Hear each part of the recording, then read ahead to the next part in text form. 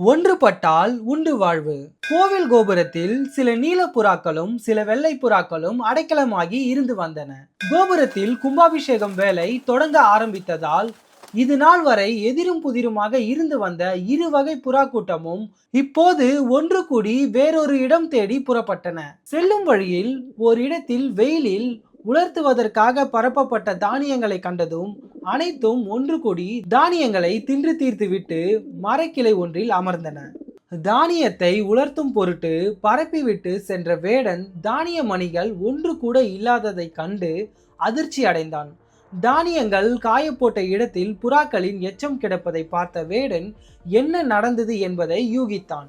நாளைக்கு இந்த புறாக்களை எப்படியும் வலை விரித்து பிடித்து விட வேண்டும் என்று முடிவு செய்து அதன்படி மறுநாள் தயார் செய்து வலை விரித்தான். அடுத்த நாள் அங்கே வந்த புறாக்கள் தானியத்தை பார்த்ததும் அதை உண்ணும் ஆசையில் வேகமாக தரையிறங்கி உண்ணத் தொடங்கின. சில மணித்துளிகளில் அதன் கால்கள் வலைகளில் சிக்கி கொண்டன. சற்று தொலைவில் மறைந்திருந்த வேடன் நிலைமையை நன்கு புரிந்து கொண்டு புறாக்களை பிடிக்க ஓடி வந்தான். வேடன் வருவதை பார்த்த புறாக்கள் ஆபத்தை உணர்ந்து கொண்டு உயிர் மீது உள்ள ஆசையினால் புறாக்கள் எல்லாம் ஒன்றாக ரெக்கையை விரித்து பறக்க வலையோடு புறாக்கள் பறக்க ஆரம்பித்தன.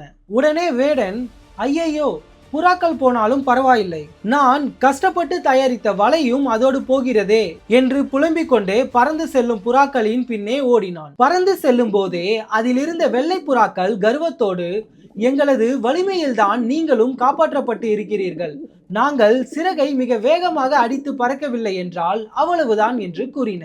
உடனே நீலப்புறாக்களும் தன் பங்குக்கு, நாங்கள் தான் வலிமையோடு பறந்தோம், உங்களுக்கு அழகு இருக்கலாம் ஆனால் ஆற்றல் கிடையாது என்று கூறிக்கொண்டு ஒன்றுக்கொன்று சண்டையிட்டு கொண்டே பறந்ததனால் அதன் பறக்கும் வேகம் குறைய ஆரம்பித்து ஒரு மரக்கிளையில் வலை சிக்கி கொண்டது. இதனை பார்த்த வேடனுக்கு மகிழ்ச்சி ஏற்பட்டது. ஒன்றுபட்டால் உண்டு வாழ்வு என்ற பழமொழிக்கேற்ப இப்புறாக்கள் தப்பிவிடுமோ என்று பயந்தேன். நல்ல வேளையாக ஒற்றுமை நீங்கினால் அனைவருக்கும் தாழ்வு என்ற நெறிப்படி பறந்த புறாக்களே நன்றி என்று புறாக்களை பார்த்து கூறிக்கொண்டே அவைகளை தனது கூடைக்குள் போடத் தொடங்கினான். நீதி எப்பொழுதும் ஒற்றுமையே சிறந்தது.